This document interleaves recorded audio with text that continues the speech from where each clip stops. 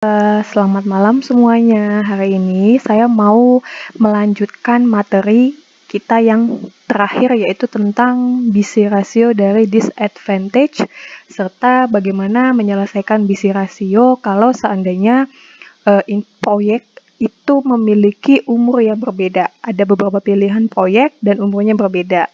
Tapi sebelumnya saya mau bahas dulu tentang apa yang sudah kalian kerjakan dari soal busy ratio. Dari soal slide yang ke-13, oke. Kita lihat slide yang ke-13, itu adalah seandainya gunakan busy ratio, seandainya ada 3 alternatif A, B, dan C. Nah, jawaban kalian rata-rata sudah benar. Saya ambil contoh adalah punya Sanrio. Oke. Nih, total cost-nya sudah benar. Untuk A $68.000, untuk B $64.000, dan total C adalah $81.000. Rata-rata semuanya pakai annual ya. Oke. Dari soal kalian, rata-rata saya sudah komentar semuanya. Contoh punya Sanrio. Nah, ini analisis benefit cost rasionya tidak ada yang dari semuanya itu ternyata dari alternatif A, B, dan C-nya tidak ada yang layak. Sehingga kalau tidak ada yang layak, maka tidak perlu diperbandingkan. Ya.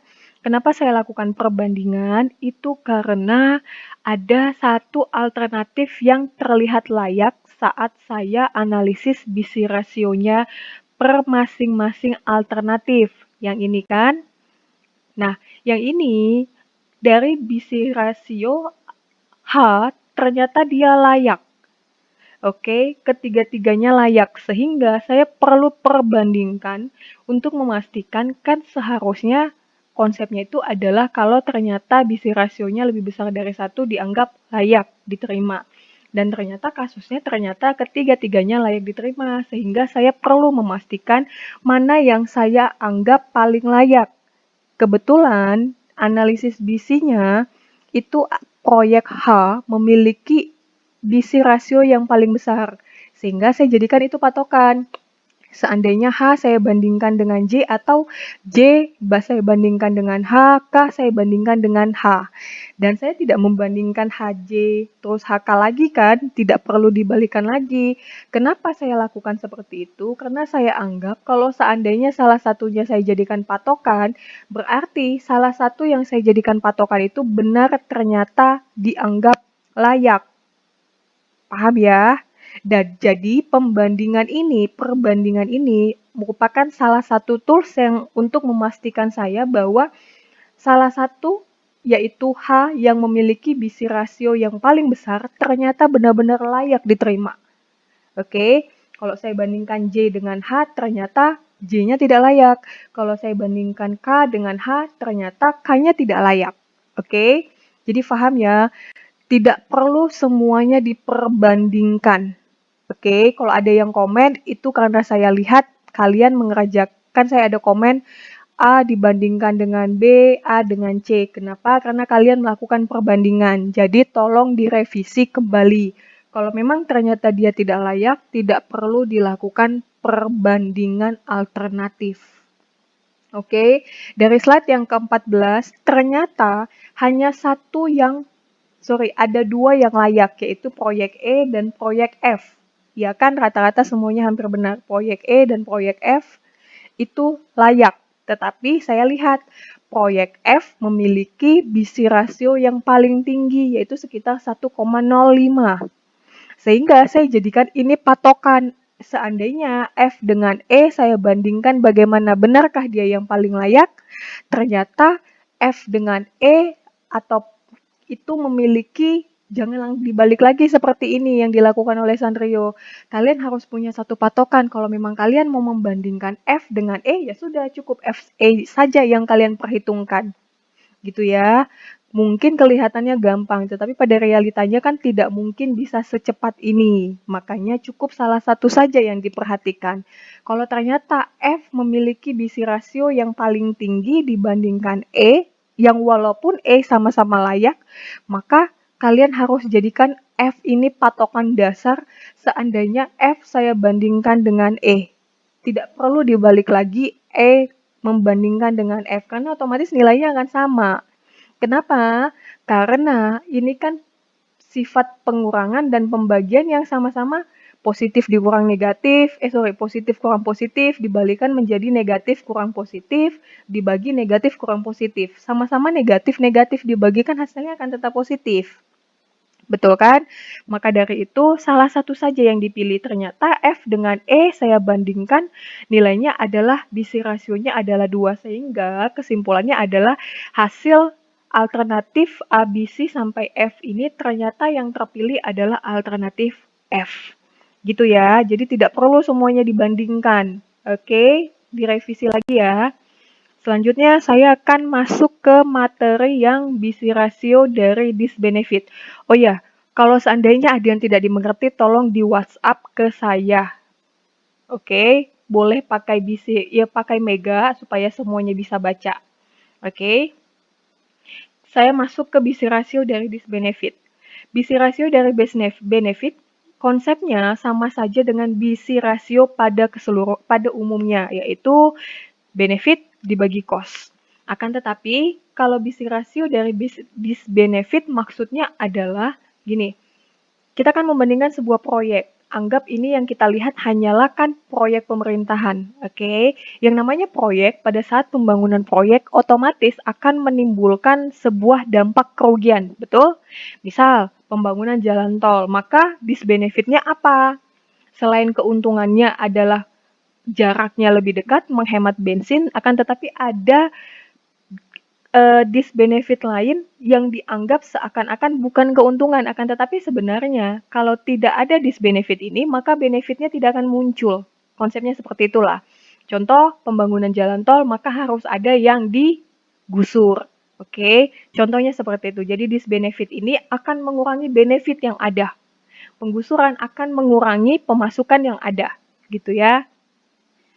Contohnya, rumusnya sama saja, benefit dibandingkan dengan cost. Sekali lagi diingat, nilai sisa itu akan mengurangi investasi mula-mula.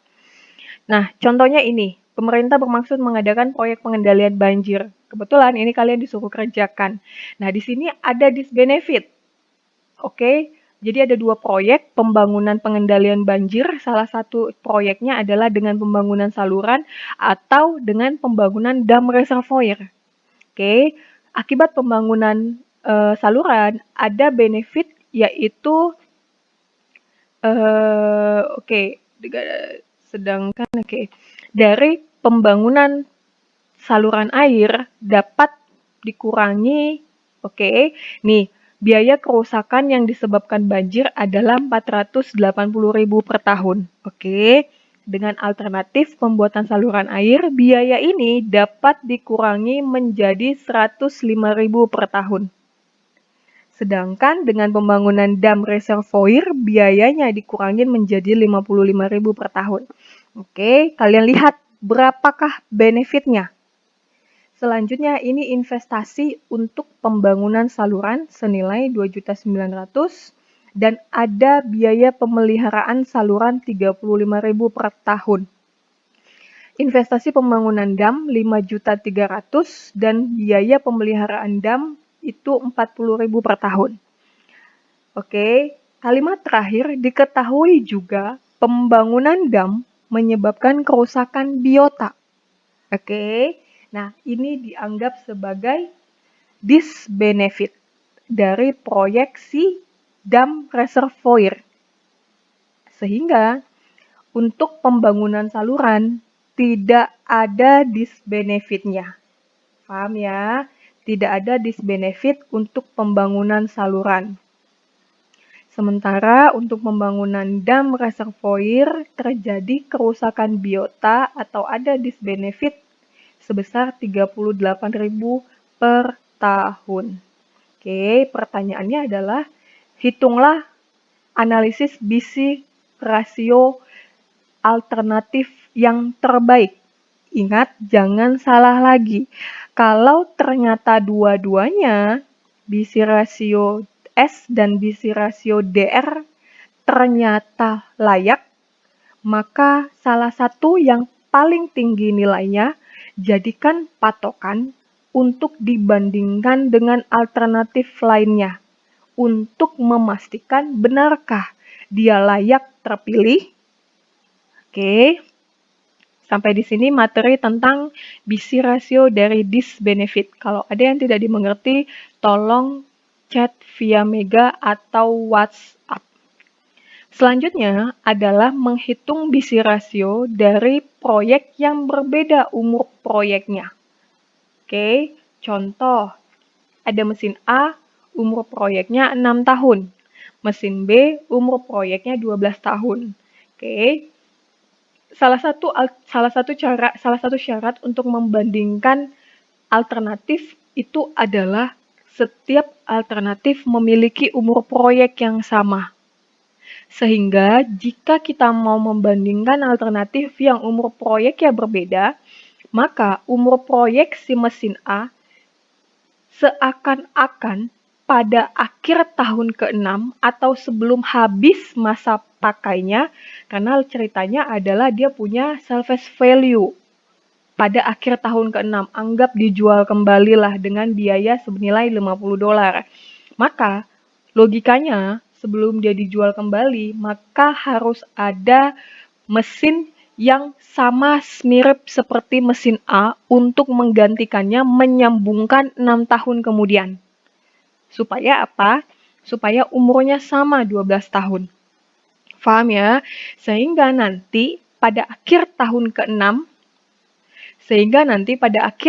ke-6, selain ada nilai salvage value, maka saya juga akan melakukan investasi juga pada tahun ke-6 senilai mesin yang sama dengan mesin A, yaitu investasinya $200. Sehingga karena saya mengharapkan mesin yang identik sama, maka mesin itu pasti akan menghasilkan benefit yang sama. Karena anggaplah dia identik, menghasilkan benefit yang sama, mengeluarkan investasi yang sama, serta memiliki nilai salvage value yang sama pada akhir tahun ke-6 berikutnya atau tahun ke-12. Oke, tabelnya udah saya bikin. Pada tahun ke-0 ada investasi senilai 200, ada pemasukan selama 6 tahun berturut, yaitu $95 benefitnya. Selanjutnya ada pemasukan dari dianggap mengurangi cost, atau saya bikin plus ya, karena kan salvage value anggapannya adalah pemasukan, tetapi dia akan mengurangi investasi. Ada salvage value sebesar $50 pada akhir tahun ke-6. Dan pada akhir tahun ke-6 juga, saya lakukan investasi kembali senilai mesin yang sama, yaitu $200. Lalu pada tahun ke-7 sampai tahun ke-12 ada menghasilkan pemasukan senilai 95 serta salvage value sebesar $50. Oke, sampai di sini ada yang mau ditanya? Yang ini, maka kita lanjutkan dengan menghitung BC rasionya. Saya gunakan di sini mengubahnya menjadi annual semua. Oke, ini untuk cost-nya senilai 58,92. Benefitnya $95 karena benefitnya sudah bersifat annual ya. Selanjutnya mesin B cost-nya adalah $96 dan benefitnya $120 karena sudah bersifat annual, jadi nggak perlu diubah. Oke, BC rasio mesin A 1,61, BC rasio mesin B adalah 1,25. Oke, nah sama-sama layak, sehingga tugas kalian adalah, kalian ubah ini saya menggunakan annual, kalian sekarang menggunakan present word. Lalu, selesaikan alternatif mana yang paling layak dipilih. Apakah A atau B? Oke, lakukan perbandingannya. Oke, dan yang terakhir ada soal menghitung BC rasio juga. Ini BC rasionya cuma satu alternatif, nggak usah dikerjakan karena juga cuma satu alternatif. Oke, Soalnya berarti 1, kalian ubah slide yang ke-19, ini saya menggunakan annual, kalian ubah soalnya ke yang ini, slide 17, ubah menggunakan present word. Lalu tentukan mana BC ratio yang terpilih, apakah investasi A ataukah B.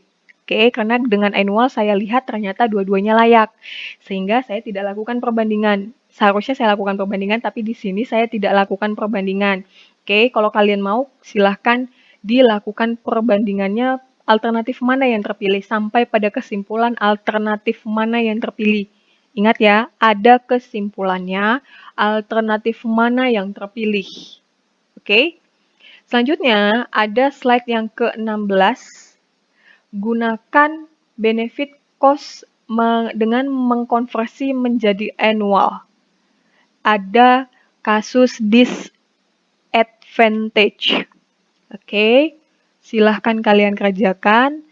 Tolong diperbaiki yang tadi BC ratio yang sudah kalian kirimkan ke saya.